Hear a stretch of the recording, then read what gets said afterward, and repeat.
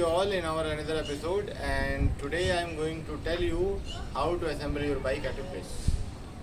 Because the reason behind it, it's a totally lockdown process. In the lockdown process, the people are going to buy their bike online.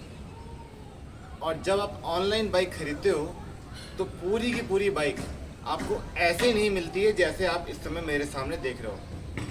Wheel लगा हुआ, seat लगा हुआ, handle bar लगा हुआ, it's a bike like ready to ride. But वो bike आप कैसे अपने घर पे असेंबल कर सकते हो, किन किन चीज़ों की रिक्वायरमेंट आपको होगी, जो बाइक मैन्युफैक्चरर्स हैं वो क्या क्या चीज़ें बॉक्स के अंदर पैक करके देते हैं, ये सारी चीज़ें हम एक्सप्लेन करने जा रहे हैं। So let's start the process. क्योंकि ये मेरी बिल्कुल असेंबल्ड बाइक है, पहले मैं इसको उस तरीके से अनअसेंबल करूँगा जैसे एक बाइक जो है एक बॉक्स से निकलती है, और फिर स्टेप बाय स्टेप हम सारे प्रोसेस को फॉलो करेंगे जिससे आप अपनी बाइक को अपने घर पे ही असेंबल कर सकते हैं। और बिल्कुल भी टेंशन मत लीजिएगा क्योंकि बहुत ही आसान है और ये बिल्कुल पजल खेलने जैसा और आपको बहुत मज़ा आने वाला है। So guys, now let's start a process कि हम चीज़ों को शुरू कैसे कर सकते हैं। तो मैं आपको बता दूं कि जब भी आप बॉक्स से बाइक निकालते हो तो वो केबल टाई से बंधी होती है, जिसको हम जिप टाई भी बोलते हैं। और जैसे ही आप जिप टाई काटोगे अपने साइकिल की एक के बाद एक करके, आपको अपनी पूरी साइकिल कुछ इस तरह से बिखरी हुई मिलेगी। मैंने इसको स्टेप बाय स्टेप सजा दिया है क्योंकि मैं जाहिर सी बात है कि मैंने अपनी बाइक असेंबल करी थी एंड देन आई रियलाइज़ कि बहुत सारे लोग इस समय ऑनलाइन शॉपिंग कर रहे हैं, उनको काफ़ी प्रॉब्लम होती है अपनी बाइक असेंबल करने में। सो ऐसी कंडीशन में मैं आपको बताना चाहता हूँ कि पूरा फ्रेम एक जैसा निकलता है। वो आपका हैंडल बार उससे अलग होता है जो कि उस पर लटक रहा होता है, क्योंकि वो जिप टाई से टैग्ड होता है फ्रेम के ऊपर। दूसरी चीज़, आपकी सीट अलग होती है, आपका पैडल अलग होता है और आपका व्हील अलग होता है। अब पूरी बाइक को असेंबल करने के लिए आपको किन किन चीज़ों की रिक्वायरमेंट है तो मैं आपको बता देता हूँ कि बाइक मैन्युफैक्चरर जब वेबसाइट के थ्रू या ई कॉमर्स वेबसाइट के थ्रू साइकिल आपके घर पे भेजते हैं तो कुछ टूल्स भी उसके अंदर डाल देते हैं बॉक्स के अंदर, ताकि उस टूल्स की मदद से आप अपनी बाइक को असेंबल कर सकते हैं। राइट नाउ मैंने वो टूल यूज़ किया और रैंडमली वो एक या दो बार के लिए यूज़ होते हैं, बट अभी हमारे पास एक 15 mm का रिंच और एक 6 mm की एलन की है जिसका इस्तेमाल हम इस पूरी साइकिल को असेंबल करने के लिए करेंगे। इससे ज़्यादा और कुछ रिक्वायर्ड नहीं होता है, लेकिन किसी किसी साइकिल में स्पेसिफिकली अगर किसी और चीज़ की रिक्वायरमेंट होती है तो बाइक मैन्युफैक्चरर्स वो चीज़ उस बाइक बॉक्स के अंदर डाल देते हैं। चलिए शुरू करते हैं। तो सबसे पहला काम आपको क्या करना है, स्टेप नंबर 1।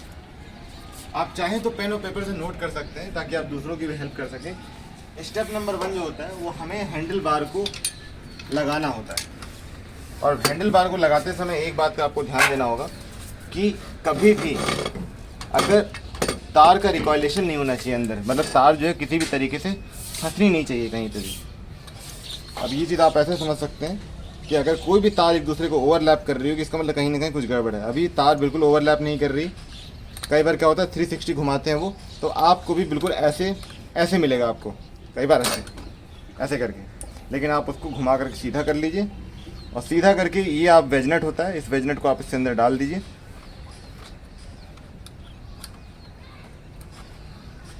ऐसे बहुत ही प्यारा डिज़ाइन है इसका। ये छुप जाता है इसका, ये जो इसका हेडसेट के जो नट्स हैं ये प्लास्टिक केसी के अंदर छुप जाते हैं, जबकि इससे पहले के जो डिज़ाइन आते थे उसमें ये सब चीज़ें कवर्ड नहीं रहती थी। आपका ये बिल्कुल अच्छे से इसके अंदर बैठा दीजिए और इसको टाइट कर दीजिए।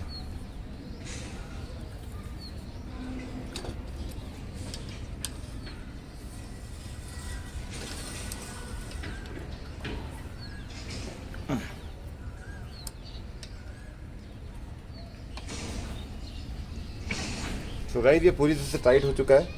और मैंने ये स्टेप नंबर 1 आपको क्यों बताया था, इसका बहुत बड़ा रीज़न है, वो आपको अभी 3rd स्टेप तक आपको पता चल जाएगा।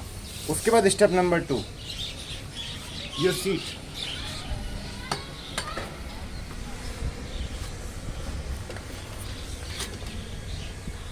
कई बार क्या होता है कुछ सीट्स में यहाँ पे बोल्ट सिस्टम होता है, कुछ में आपका जो है क्लैंप होता है। इसमें क्लैंप लगा हुआ है जो कि एक ट्रेडिशनल डिज़ाइन से बेटर डिज़ाइन है।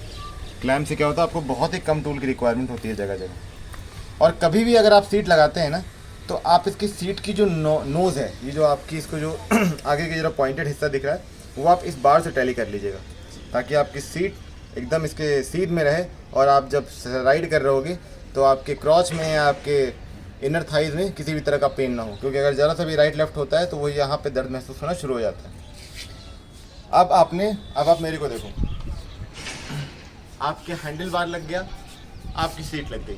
ये आपका स्टेप नंबर 1 था, ये आपका स्टेप नंबर 2 था। और ये 2 स्टेप मेरे बताने का सबसे बड़ा रीज़न ये था क्योंकि इस बाइक को हम अपसाइड डाउन करने वाले हैं ऐसे, जो कि ये बाइक को नेचुरल स्टैंड मिल गया। अब आपके दोनों हाथ फ्री हैं। जैसे ही आपके दोनों हाथ फ्री हो जाएंगे, आप आसानी से अपना व्हील इंस्टॉल कर सकते हो इसके अंदर। ये डिस्क ब्रेक है, तो आपको ये ध्यान देना होगा कि आपका डिस्क जो है आपके कैलिपर के बीच में ही फंसे, कहीं इधर उधर ना जाए। यहाँ 2 नट होते हैं गाइस, तो ध्यान देना होगा, एक अंदर होता है, एक बाहर होता है।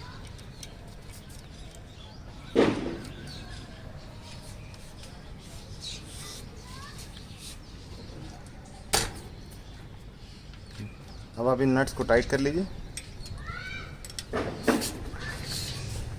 किसी चीज़ की जल्दीबाजी मत कीजिएगा, क्योंकि कहीं अगर कोई चीज़ फंस रही है तो साइकिल के साथ सबसे अच्छी चीज़ ये होती है कि जब कुछ चीज़ ज़बरदस्ती कर रहे होते हो ना आप, तो साइकिल अपने आप बता देती है कुछ गड़बड़ हो रहा है। तो हर चीज़ एकदम प्यार से, कहीं कुछ प्रॉब्लम हो रही होगी फाइंड आउट कीजिए, ध्यान दीजिए, कहीं ना कुछ आपको फंसा हुआ मिलेगा। ये आपका व्हील लग गया। Now come to the pedal. Pedal is very important. Reason behind it, कई लोग क्या है रॉन्ग पैडल लगाने की कोशिश करते हैं, उन्हें ये पता नहीं चल पाता कि राइट पैडल कौन सा है और लेफ़्ट पैडल कैसा है। तो कई बार क्या होता है कि मैन्युफैक्चरर्स उस पर मेंशन करते हैं कि R और L ऐसे लिखा होता है। अगर आप ध्यान से देखेंगे तो इस पर जो है R लिखा हुआ है, इस पर L लिखा हुआ है, इसका मतलब ये राइट वाला है, ये लेफ़्ट वाला है। लेकिन अगर आपको ऐसा नहीं मिलता है तो घबराने की ज़रूरत नहीं है। एक और साइन होता है, ये होता है स्मूथ और ये होता है लाइनिंग। तो जो स्मूथ वाला पार्ट होता है वो हमारा लगता है ड्राइव साइड में, यानी जहाँ पे क्रैंक होता है। इसको ड्राइव साइड बोलते हैं, इसको नॉन ड्राइव साइड बोलते हैं। और इसको आप एंटी क्लॉकवाइज घुमा दीजिएगा। एक चीज़ जो मैं बताना भूल रहा हूँ, हमेशा ग्रीस अप्लाई करते हैं। इसमें ऑलरेडी ग्रीस अप्लाइड हो चुका है, बट अगर आपके घर में ग्रीस नहीं है तो आप वैसलीन अप्लाई कर सकते हैं। उससे क्या होता है कि नेक्स्ट टाइम जब कभी आपको अपनी बाइक अनअसेंबल करनी होगी तो पैडल निकालना आसान हो जाता है, पहली चीज़। दूसरा, किसी रस्टिंग नहीं होती, जिसकी वजह से इसके अंदर जैम नहीं होता, इसके थ्रेड ख़राब नहीं होते। आपने एंटी क्लॉकवाइज को घुमाया, एक बार जब थ्रेड फंस जाए तो फिर आप इसको छोड़ दीजिए। उसके बाद सेम प्रोसेस आपको इसके अंदर अप्लाई करना है। पैडल बहुत ही अच्छे हैं इसके मेटल के। उसके बाद आप अपना रेंच 15 नंबर का ये पकड़िए और ऐसे